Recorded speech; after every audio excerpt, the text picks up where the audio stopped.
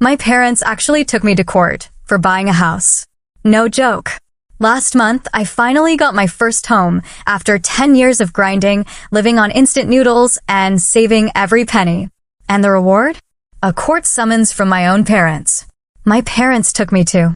This is it.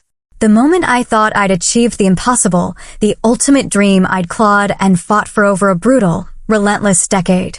I was 28 years old, keys to my first home clutched in my hand, feeling like I'd finally conquered the world. 3 weeks later, a package landed in my mailbox, court papers. And the plaintiffs? My own parents. They were suing me for buying my house. Let that sink in. Growing up in a seemingly idyllic middle-class Boston suburb, our lives looked perfect from the outside. My parents, Karen and Robert Anderson, gave me and my younger brother, Brian, a nice house, Cape Cod vacations, and never an empty dinner plate. But beneath that polished surface, a different reality simmered. My parents, especially my mother, exerted suffocating control over every aspect of our lives, particularly our money. While other kids got allowances to spend freely, mine came with literal spreadsheets. From age 10, I had to account for every single penny, justifying purchases to my mother during our weekly financial reviews. "Stephanie, you spent $7 at the mall? What did you buy?" she'd ask, peering over her glasses at my meticulously detailed expense report. "Hair clips, Mom. They were on sale." "Did you need new hair clips?" "I count 17 in your drawer already." This relentless scrutiny shadowed my teenage years. At 16, when I got my first part-time job at the grocery store, they insisted I open a joint bank account with them. Not to guide my saving, as they claimed, but to monitor every transaction, questioning anything they deemed unnecessary. My brother Brian, 2 years my junior, adapted. He became their perfect financial protege, internalizing their values, often acting as their little financial hall monitor, reporting my suspicious spending. The real bombshell dropped when I was 17. I discovered my mother opening my mail, including college scholarship offers and financial aid information. The confrontation that followed laid bare her true intentions. "College is an unnecessary expense," she declared, her voice cold and firm. "You can live at home, go to community college, and contribute to the family fund instead." The family fund was this ominous, vaguely defined collective pot they expected us to contribute a significant portion of our income to, a fund they, of course, controlled entirely. Its purpose remained conveniently opaque, but the expectation was crystal clear. That night, a silent rebellion ignited within me. I decided I would break free, whatever it took. I applied for every scholarship I could find, worked extra shifts, and saved every spare dollar into a secret bank account, using a friend's address for statements. When acceptance letters arrived, I chose a university 3 states away, the one with the best financial aid package. The night I told them I was leaving, my father's face contorted into a shade of purple I'd never witnessed. "You're throwing away everything we've built for this family," he hissed, his voice dangerously quiet. "If you walk out that door, don't expect our support." Brian watched from the staircase, his face a mix of shock and disapproval. "How could you be so selfish?" he asked later. "They just want what's best for us." But I knew better. The next morning, I walked out that door with 2 suitcases and barely enough money for my first semester's books. I was 18 and suddenly utterly alone. What followed were 4 years of soul-crushing financial hardship. I juggled full-time classes with 2 part-time jobs. I lived on the cheapest meal plan, scrounging extra food from campus events. I never went home for holidays, choosing instead to work for time and a half pay. My parents' prediction that I'd come crawling back, defeated by real life, never materialized. Instead, I graduated with honors, a mountain of student debt, and a fierce, unshakable determination to build my own financial independence, completely on my own terms. The cost was immense. By graduation day, I hadn't spoken to my parents in nearly 3 years. Brian attended, but his sole focus was negotiating a reconciliation that always came with the same stipulation. I needed to recognize my financial obligation to the family. I refused.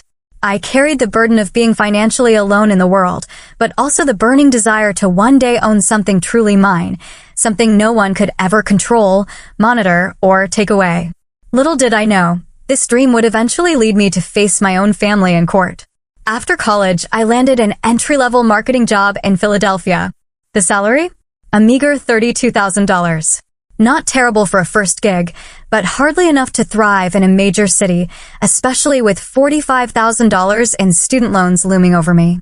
But I had a plan, a blueprint for extraordinary discipline and sacrifice. I rented a tiny, miserable room in a rundown house with 3 other roommates. My space was barely 9 by 7 feet, essentially a converted walk-in closet, but it was $400 a month, utilities included. The communal bathroom was always filthy. The kitchen perpetually reeked of stale curry. Privacy was a foreign concept. But it was cheap, and cheap was my religion. My daily routine was brutal. I woke at 5:30 a.m. to commute, always taking the cheapest public transportation, often walking miles to save a few dollars on bus fare. My primary job ran from 8:30 to 5:30, but instead of heading home, I'd work at a local coffee shop from 6 to 10 p.m., 3 nights a week. Weekends weren't for relaxation. They were for another 16 hours at a retail clothing store. "You're going to burn yourself out," my roommate Tasha would warn, finding me asleep on my laptop at our tiny kitchen table. Life isn't just about saving money. But for me at that moment, it was everything. Every single dollar was meticulously accounted for. My budget was a masterpiece of financial restriction. $400 for rent, $25 for phone, the cheapest prepaid plan, $160 for transportation, a measly $120 for groceries. That left approximately $850 each month to save, which I automatically transferred to a high-interest account the moment my paycheck hit. I never checked the balance. The temptation to spend would have been too great. I just trusted the math and kept going. My meals were a rotating, monotonous selection of the cheapest options. Oatmeal with peanut butter for breakfast, a peanut butter sandwich and an apple for lunch, and dinner was usually rice with beans, eggs, or instant ramen dressed up with frozen vegetables. Once a month, I allowed myself a single $10 takeout meal, a small, lonely reward. Social invitations became a source of anxiety, not pleasure. Colleagues invited me to happy hour, friends to concerts, and I became the queen of excuses. Sorry, got a freelance deadline. Picking up an extra shift. The truth that I couldn't justify $15 on a single cocktail when that money could go towards my house fund felt too isolating to explain. Slowly, the invitations dwindled and my social circle shrank to a handful of understanding friends who were okay with home movie nights where everyone brought their own snacks. My wardrobe consisted of 7 rotating outfits, all from thrift stores. I cut my own hair. I never took vacations. My one luxury was a $10 monthly streaming subscription, shared with roommates. 3 years in, a promotion bumped my salary to $42,000. Did I upgrade my living situation? Relax my budget? No. I simply increased my savings rate. When college friends bought new cars or took European vacations, I remained laser-focused on my goal. The isolation was perhaps the hardest part. Dating was nearly impossible, not just because of the financial constraints, but because explaining my lifestyle inevitably led to uncomfortable questions. "Are you in some kind of financial trouble?" One date asked after I suggested a free concert instead of his proposed restaurant. "No," I replied, "I'm just saving for something important." Few understood. Fewer still were willing to adapt. Relationships rarely made it past the 3rd date. By year 5, I was promoted again, making $55,000, and my freelance work brought in another $15,000 annually. My savings were growing faster now, but I maintained that same Spartan lifestyle. The only concession I made was upgrading my health insurance after a scary bout of bronchitis. Year 7 brought another milestone, a job offer from a larger agency at $72,000. For the first time, I allowed myself a small celebration.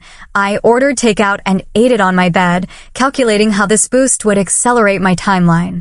By the end of year 8, I was in management, earning $85,000 plus $20,000 from freelance. My living situation had improved slightly, a small studio for $750 a month, but my lifestyle remained unchanged. Every penny tracked, rarely socialized, same clothes until they wore out. The sacrifice was taking its toll. Insomnia became a constant companion, my teeth grinding through the nights. I learned my brother Brian had gotten married the previous year through a distant cousin's Facebook post. But the numbers in my savings account, which I finally allowed myself to check after year 9, made it all seem worthwhile. I had amassed just over $320,000. Combined with my excellent credit score, I was finally approaching my goal. At the 10-year mark, I hit it. $350,000 in savings. 10 years and 2 months after graduation, I was ready to begin house hunting. A decade of brutal sacrifice was about to pay off. With my savings goal achieved, I allowed myself exactly one night to celebrate. I bought a bottle of champagne, not the expensive kind, old habits die hard, and sat on the floor of my studio apartment, making a list of neighborhoods. For the first time in a decade, the tight, suffocating knot in my chest began to loosen. The next morning, I began researching realtors. I chose Jessica Taylor, a straight-talking woman in her 40s who specialized in first-time buyers. Most people come to me with champagne dreams and beer budgets, she said. You're the opposite. Solid budget, modest expectations. We'll find you something perfect. Jessica's assessment was honest, but encouraging. With my budget, I could afford a decent home in several developing Philadelphia neighborhoods. Not luxury, but mine. I don't need luxury, I explained. I need solid construction, reasonable utility costs, and no major repairs in the next 5 years. After a decade of saving, I wasn't about to sink my funds into a money pit. The house hunting was exhilarating and exhausting. Over 2 months, I viewed 37 properties. Some were immediate no-goes, water damage, outdated electrical. Others were tempting but not right, a charming row house with bad plumbing, a spacious colonial in a flood zone. This is normal, Jessica assured me. Finding the right house is like dating. You have to kiss a lot of frogs. Then, on a rainy Tuesday, we visited a modest 3-bedroom house in an up-and-coming neighborhood. It wasn't perfect. The kitchen needed updating. The backyard was small. The previous owners had chosen questionable paint colors. But the bones were good. The roof was only 5 years old, the furnace recently replaced, and it was a 15-minute walk to the train. As I walked through the rooms, I could see what they could become with some paint and simple renovations I could do myself. The asking price was $290,000, comfortably within my budget. I want to make an offer, I told Jessica. Are you sure? We still have 5 more houses this week, she reminded me. I nodded. This one feels right. We submitted an offer of $275,000 that evening. The next morning, the seller countered with $285,000. After a brief negotiation, we settled at $282,000. The inspection revealed no major issues, just the cosmetic updates I'd already anticipated. The mortgage approval was smooth, thanks to my exceptional credit and substantial down payment. I even opted for a 15-year fixed-rate mortgage instead of 30, another way to save. The weeks leading to closing were a blur of paperwork, phone calls, and growing anticipation. I allowed myself to browse second-hand furniture online, planning how I'd furnish my new home without breaking the bank. Finally, closing day arrived. I sat at a table, surrounded by strangers, signing document after document until my hand cramped. When the seller's agent handed me the keys, I had to fight back tears. Congratulations, homeowner, Jessica said, giving me a quick hug. You did it. That evening, I drove to my new house, pulled out an air mattress, and spent that first night in the master bedroom, too excited to sleep. I made lists of small projects, painting, new bathroom fixtures, cleaning the basement. In the morning, I'd buy cleaning supplies and begin making this house my home. Over the next few weeks, colleagues offered congratulations, though few truly understood the magnitude of my accomplishment. My closest friend, Alicia, helped me paint the living room and kitchen, expressing amazement at my journey. I can't believe you did this all on your own, she said as we applied a second coat of pale blue to the kitchen walls. No family help, no inheritance, no partner to split costs with. Just you. Her words swelled me with pride, but they also triggered a realization I had been avoiding. I still hadn't told my family about the house. Despite our estrangement, some part of me had always hoped that achieving this milestone might bridge the gap. Perhaps they would finally understand that my rejection of their financial control wasn't about rejecting them as family. After much deliberation, I decided to reach out. I composed a brief email to my parents with my new address and a photo of the house, adding that they were welcome to visit. To Brian, I sent a similar message with a bit more personal information, clinging to a sliver of hope that he might be an intermediary. Their responses would shatter any hope of reconciliation and set in motion events I could never have anticipated. 3 days after sending those emails, my phone rang. Brian's number. The first time we'd spoken in over 2 years. My heart raced with nervous anticipation. Brian, it's so good to dash. What the hell do you think you're doing? His voice was cold, controlled anger vibrating through each syllable. Why? What? You bought a house. With what money, Stephanie? The question confused me. With my money. I've been saving for 10 years. Brian's laugh was bitter. Right. Because an entry-level marketing job pays enough to buy property these days. I tried to explain my journey, the multiple jobs, the extreme frugality, the promotions, but he cut me off. Mom and Dad want to see you this Sunday. Family dinner at 6. He hung up before I could respond. That Sunday, I drove the 2 hours to my parents' house with a knot of dread in my stomach. The house looked exactly as I remembered. Neatly trimmed hedges, beige siding, the ceramic welcome sign my mother had painted years ago. My father opened the door before I could knock. He'd aged, more gray hair, deeper lines. Stephanie. No hug, no smile, just my name. He stepped aside. In the dining room, my mother was setting the table with the good china, the set reserved for Thanksgiving and Christmas. Brian and his wife, Emma, sat stiffly on the couch. No one seemed happy to see me. Dinner was a tense, silent affair. We ate my mother's pot roast, broken only by Emma's nervous attempts at small talk about the warm weather. When my mother brought out apple pie for dessert, my childhood favorite, I foolishly thought it might signal a thawing.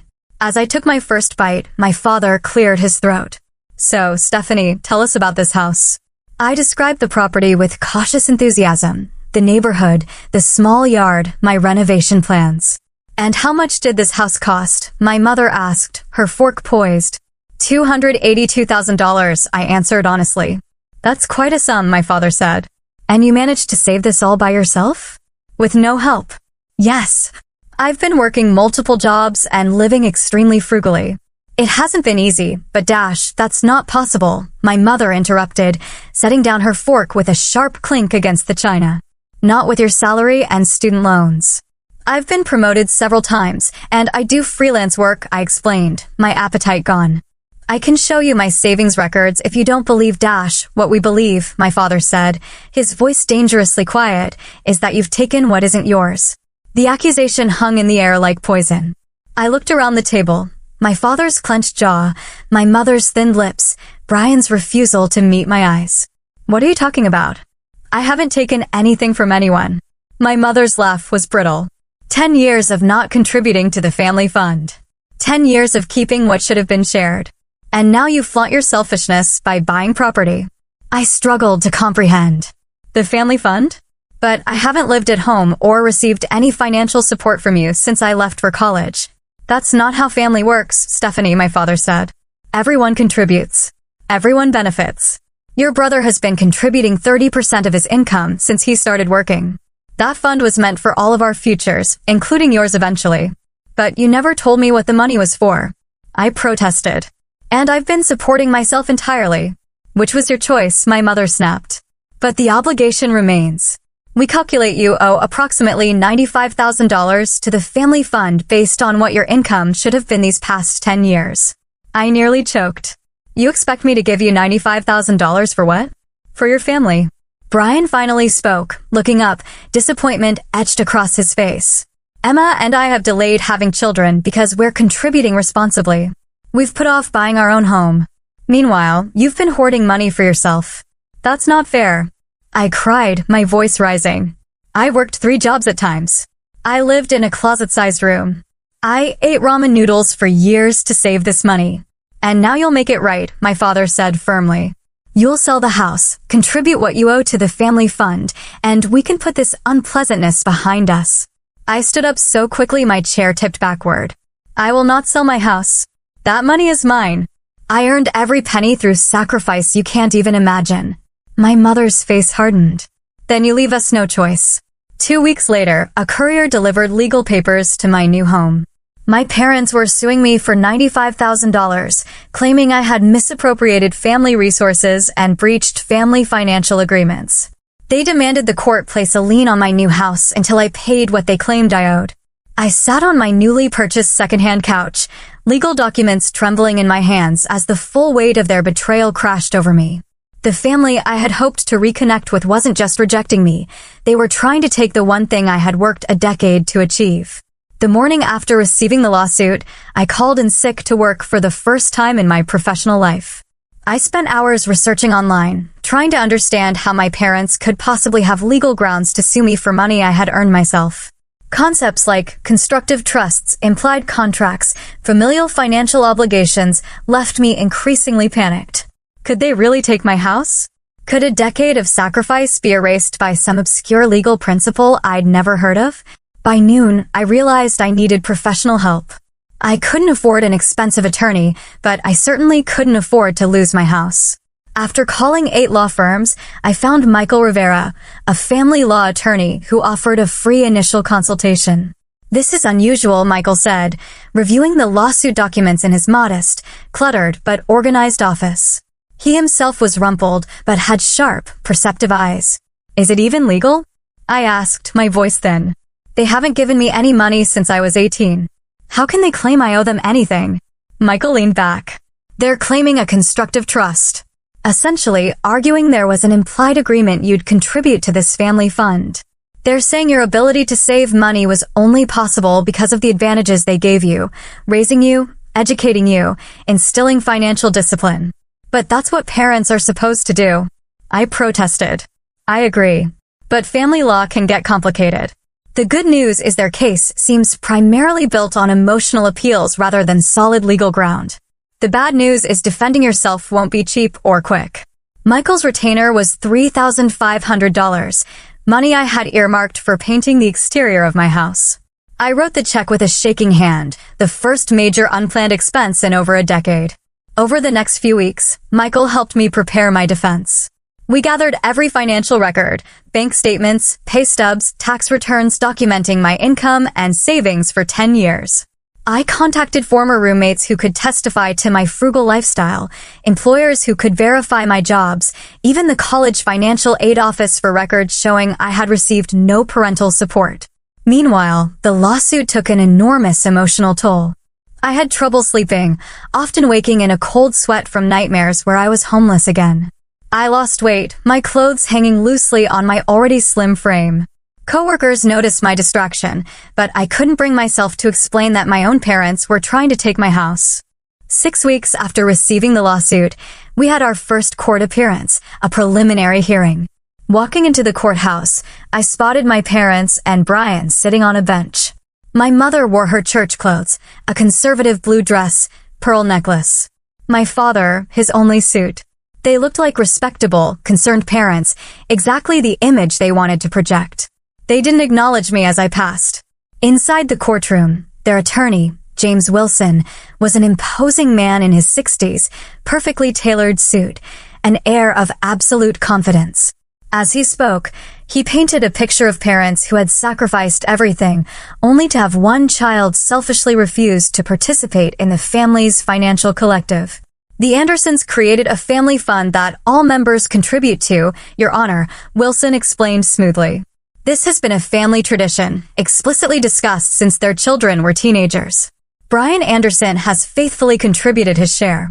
Stephanie Anderson not only refused to contribute, but has used family resources, including the financial education and support she received throughout her formative years, to secretly amass wealth for herself alone." The judge, an older woman named Judge Peterson, turned her sharp gaze to me.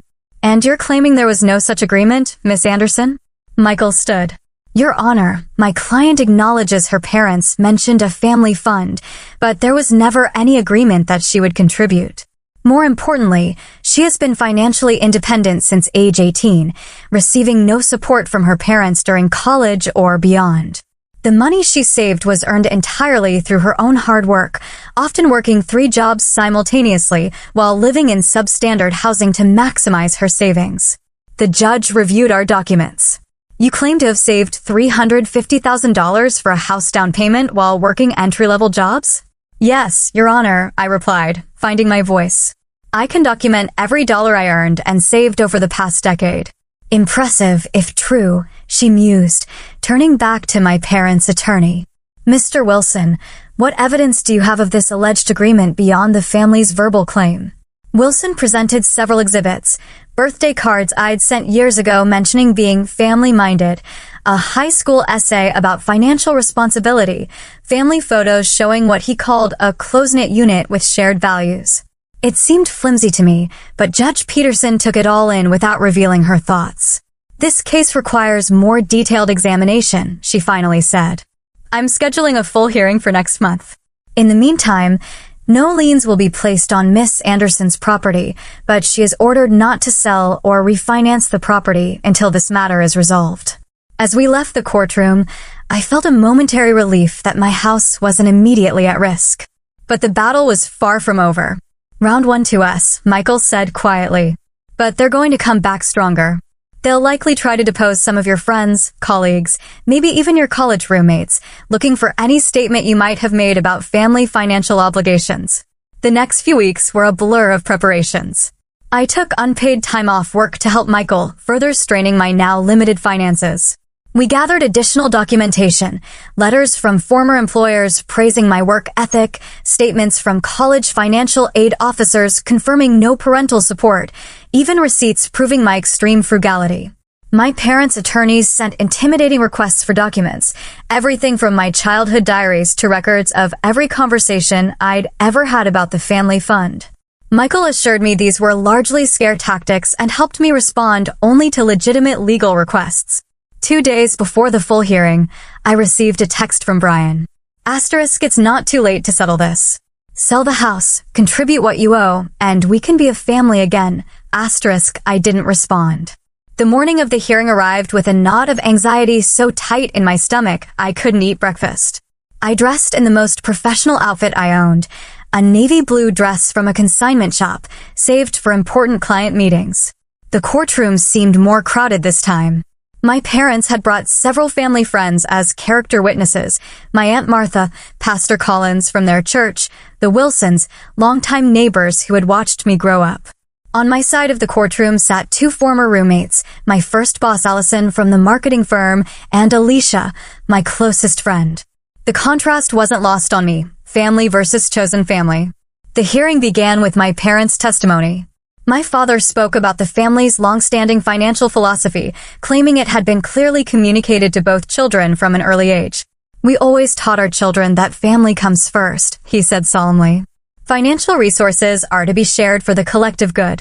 Stephanie understood this principle. She simply chose to reject it when it suited her. My mother's testimony was more emotional. She described the sacrifices they had made for my education, the financial wisdom they had tried to impart, and her heartbreak at my betrayal. We only want what's fair, she said, dabbing at her eyes with a tissue. Brian and Emma have delayed starting their family to meet their obligations. Stephanie needs to do the same. Their attorney presented enlarged photographs of family dinners, holiday gatherings, and my high school graduation, attempting to establish the image of a close, conventional family with shared values. He introduced financial records showing Brian's regular contributions to the family fund and contrasted them with my absence of contributions. When it was our turn, Michael began with a straightforward question to my mother. Mrs. Anderson, you claim that Stephanie has an obligation to contribute to the family fund based on benefits she received growing up. Is that correct? Yes, of course. And would you say providing food, shelter, education, and guidance are things parents are legally obligated to provide for their children? My mother shifted uncomfortably. Well, yes, but so you're seeking financial compensation for fulfilling your legal obligations as parents? That's not fair. You're twisting my words, my mother protested. Michael moved on to my father. Mr. Anderson, did you provide any financial support to Stephanie during her college years?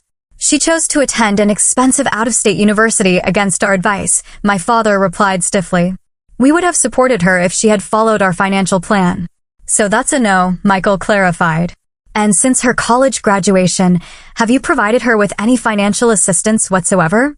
Housing, health insurance, car payments. No, but thank you. That's all I needed to establish. My former roommate Tasha testified next, describing our cramped living conditions and my extreme frugality. Stephanie never ate out, never bought new clothes, worked all the time.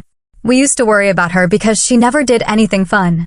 It was all work and save, work and save. Allison, my first boss, spoke about my work ethic.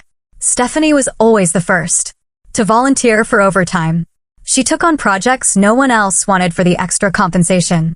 Many times I found her working through lunch or staying late without even claiming the hours. When it was my turn to testify, I felt strangely calm. The initial shock and hurt had crystallized into something harder, more resolute. Miss Anderson, Michael began, could you explain to the court how you saved enough money to purchase your home? I detailed my financial journey, the multiple jobs, the tiny living spaces, the years of ramen noodles and declined social invitations. I explained my budgeting system, the automatic transfers to savings, the promotions I had earned through dedication and hard work. Did your parents provide any financial assistance during this 10-year period? Michael asked. None, I said firmly. I have been completely financially independent since I left for college at 18.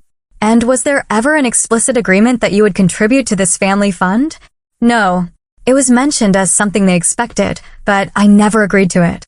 After I left for college, they made it clear that I was on my own financially if I didn't follow their plans. My parents' attorney's cross-examination was aggressive, attempting to trip me up by suggesting I had benefited from family financial wisdom and privileges that enabled my savings. Isn't it true, he asked with a smug smile, that the very financial discipline you used to save this money was instilled by your parents? I paused, considering my answer carefully. The financial discipline my parents taught me was about control, not independence. What I did, working multiple jobs, living in substandard conditions, sacrificing any quality of life for a decade, that was not what they taught me. That I learned on my own, out of necessity. The turning point came during my mother's recall testimony. Attempting to strengthen their case, she made a critical mistake. Stephanie has always been financially irresponsible, she claimed. In college, she was constantly asking for money for emergencies. We helped her numerous times. Michael pounced. Mrs. Anderson, you previously testified under oath that you provided no financial support to your daughter during college. Now you're claiming you did. Which statement is true? My mother flushed, looking to their attorney for help. Well, there might have been a few small loans. Do you have records of these loans? Receipts? Bank transfers? Michael pressed. It was cash, my mother said weakly. Family doesn't keep receipts. No further questions, Michael said, sitting down with a satisfied nod to me. In her closing statement, Judge Peterson's expression gave nothing away. She reviewed the evidence, noted the contradictions in my parents' testimony, and acknowledged that the money I saved was earned through my own labor without parental support or contribution. The plaintiff's claim is dismissed. She looked directly at my parents. Mr. and Mrs. Anderson, while families may have their own internal expectations, this court cannot and will not enforce alleged agreements that have no legal basis and appear to be primarily about control rather than genuine family welfare. The gavel came down with a definitive crack that seemed to echo the breaking of whatever tenuous family bonds had remained. The immediate aftermath of the ruling was a blur. Michael shook my hand firmly, his serious face breaking into a satisfied smile. Congratulations, your house is safe. I should have felt triumphant. Instead, I felt hollow. I glanced across the courtroom to where my parents sat. My mother's face buried in her hands, my father's arm around her shoulders, his expression stony. Brian stood nearby, whispering something to their attorney, occasionally shooting glances in my direction. As I gathered my documents, a court officer approached. Miss Anderson, your family is being escorted out separately to avoid any confrontation. You can leave through the main doors in about 10 minutes. I nodded numbly, thanking him for the consideration I hadn't thought to request. Michael helped me pack our evidence, giving me practical advice about filing the judgment and ensuring the case was formally closed in the property records. Will they appeal? I asked quietly. They could try, but they don't have grounds. The judge was very clear, Michael assured me. This is over, Stephanie. You won. Yet victory felt nothing like I'd imagined. As I waited for my parents to leave, I sat alone in the now empty courtroom, the magnitude of what had happened settling over me. I had not only fought my family in court, but had publicly exposed the dysfunction that had shaped my life. There would be no reconciliation, no happy family dinners in my new home, no healing of old wounds. When I finally left the courthouse, I stepped into the bright afternoon sunlight, feeling both lighter and heavier, free from the immediate threat, but burdened by the finality of the family rupture. I was halfway to my car when I heard footsteps rapidly approaching from behind. "Stephanie, wait." Brian's voice. I turned instinctively, tensing. He stopped a few feet away, his face flushed, either from running or raw emotion. "How could you do that to them? Do you have any idea how this makes them look? The embarrassment you've caused." I studied my brother's face, the familiar features contorted with anger that seemed to come from a place of genuine hurt. For a moment, I felt a flicker of doubt. Had I been too harsh, too uncompromising? Then I remembered the past decade of sacrifice, the lonely holidays, the meals skipped to save a few dollars, the nights spent working until exhaustion while my peers built careers, relationships, lives, all leading to the moment when my own parents tried to take it all away through legal manipulation. How could I? I repeated, my voice surprisingly steady. How could they sue their own daughter for money she earned herself? How could you support them in this? It was never about the money, Brian insisted, lowering his voice as a couple walked past us on the courthouse steps. It's about family loyalty, about putting the collective good above individual desires. No, Brian, I said, meeting his gaze. It's about control. It always has been. He ran a hand through his hair, a gesture so familiar it made my heart ache despite everything. You've always been selfish, always thinking just about yourself. Is that what you really dash? You don't understand, he tried again. I understand perfectly, I interrupted. I understand that mom and dad have convinced you that family means surrendering your autonomy. That love is conditional on compliance. That's not family, Brian. That's control. His face hardened. You think you're so much smarter than everyone else? So independent. But when you're alone in that house you bought with your precious money, who will be there for you? Who will care? The question hit its mark, probing the fear that had haunted me through years of solitary saving. But I had an answer now.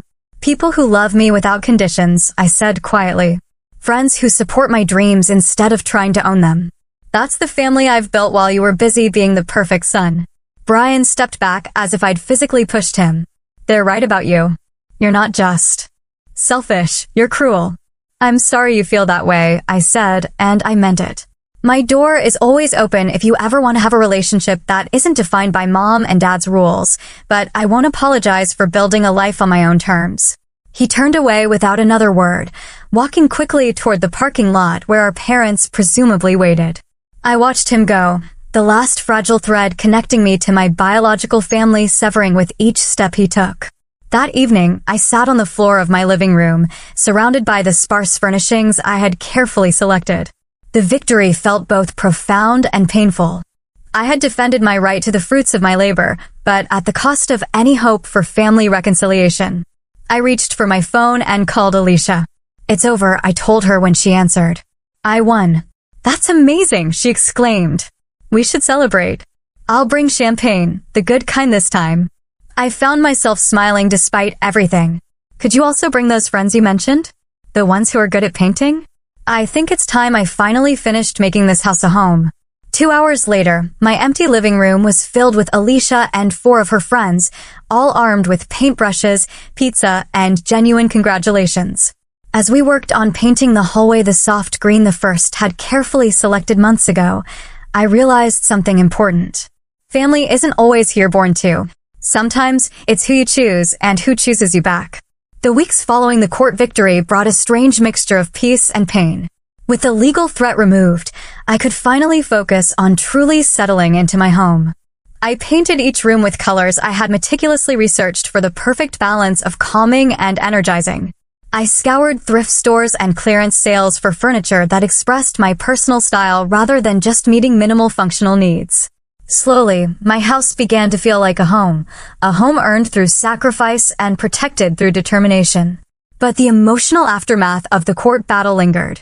I would wake up in the middle of the night, heart racing from dreams where I was back in that courtroom, my parents' accusations echoing off the walls. I'd check my phone compulsively, part of me still hoping for a message from Brian that never came. Alicia noticed my struggle during one of our weekly dinner nights, a new tradition where friends took turns hosting simple meals. "You won the case, Steph, but you're still fighting something," she observed as she helped me wash dishes after everyone else had left. "Have you thought about talking to someone?" Professionally, I mean. I had resisted the idea initially. Therapy seemed like an unnecessary expense after a decade of extreme frugality. But the persistent emptiness inside me couldn't be filled with new furniture or fresh paint. After researching affordable options, I found Dr. Jennifer Garcia, a therapist who offered sliding scale fees. Family estrangement is its own kind of grief, Dr. Garcia explained during our first session. You're mourning not just the relationship you had, but the relationship you wished you could have had. Over the next several months, our weekly sessions helped me process the complex emotions I had suppressed during my 10-year saving journey. I hadn't just been accumulating money, I'd been building a wall around my heart, protecting myself from the conditional love that had shaped my childhood. Your parents' attempt to control your finances wasn't really about money, Dr. Garcia suggested one afternoon. Money was just the tool they used to demand compliance and punish independence. Then why do I still feel guilty? I asked, like I've done something wrong by keeping what I earned? Because they programmed that response in you from childhood, she said gently. Questioning their authority, even as an adult, triggers that old guilt. That doesn't mean the guilt is justified. Alongside therapy, I slowly expanded my social circle. The friends who had stood by me during the court case became regular fixtures in my life. We started a monthly dinner club that rotated between our homes. I joined a community garden 3 blocks from my house, finding unexpected joy in growing my own vegetables. 6 months after the court case, I received an unexpected text message from Brian. "Can we talk?" We met at a neutral coffee shop halfway between our homes. The conversation was awkward, stilted, filled with unspoken hurt and lingering disagreements. But it was a start. "I'm not saying Mom and Dad were right," he said, staring into his coffee cup. "But I don't think you understand how your leaving affected them. Affected all of us." "I didn't leave the family, Brian," I replied carefully. "I left their control. There's a difference." He didn't agree, but he didn't argue either. We parted with a tentative plan to meet again the following month, a small bridge beginning to form over the chasm between us. My parents remained distant.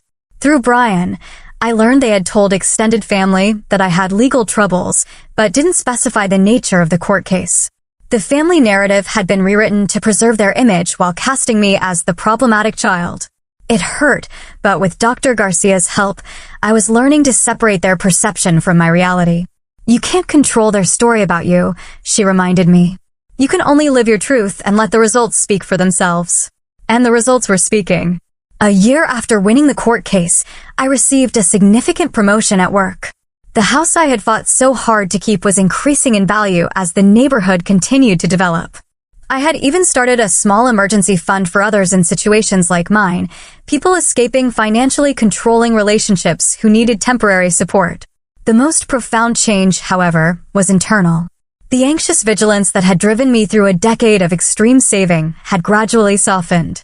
I learned to enjoy small pleasures without guilt, a meal at a nice restaurant to celebrate a work achievement, a weekend trip with friends to a nearby beach, flowers for my kitchen table just because they made me smile. Financial independence isn't just about having money, I realized during one therapy session. It's about having the freedom to use resources in alignment with your own values without seeking permission or approval. 18 months after the court case, Brian and his wife Emma had their first child, a daughter they named Lily. The birth announcement came with an invitation to meet my niece, one I accepted with both excitement and trepidation. In their modest apartment, holding the tiny bundle that was my niece, I felt a new chapter beginning. Brian and I had established careful boundaries around topics like money and our parents, creating a fragile but growing relationship independent of the family dynamics that had separated us. "She has your nose," I told him, smiling down at Lily's sleeping face. "Poor kid," he joked, a glimpse of the brother I remembered from before money and control had come between us. As for my parents, the distance remained. I sent them a card with my niece's birth, expressing joy for the new addition to the family. They didn't respond directly, but they didn't return it either, a minute crack in the wall between us that might someday allow for more light to pass through. 2 years after purchasing my house, I hosted a home anniversary party, inviting the friends who had become my chosen family. As we gathered in the backyard, where I had finally installed the garden I had dreamed about during those lean years, I looked around at the life I had built. Not just the physical house, but the community, the career, the sense of self that no one could take away. Alicia raised her glass for a toast to Stephanie, who taught us all that home isn't just a place you buy, but a space you create through courage and perseverance. Later that evening, as the last guests departed, I sat alone on my porch swing, a birthday gift from my friends, and reflected on the journey that had brought me here.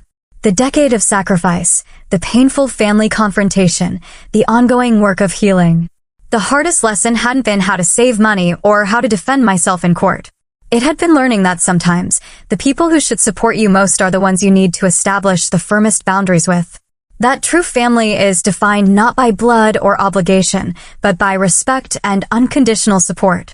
That independence, financial and emotional, is not selfish, but necessary for authentic relationships. My house stood solid around me, sheltering not just my physical self, but the person I had become through adversity. A person who knew her worth, who understood the difference between sacrifice and surrender, who recognized that the most valuable thing she owned wasn't the property, but the freedom it represented. Remember that your dreams are worth fighting for, even when those closest to you don't understand. And sometimes, the family we choose is the one that truly helps us grow.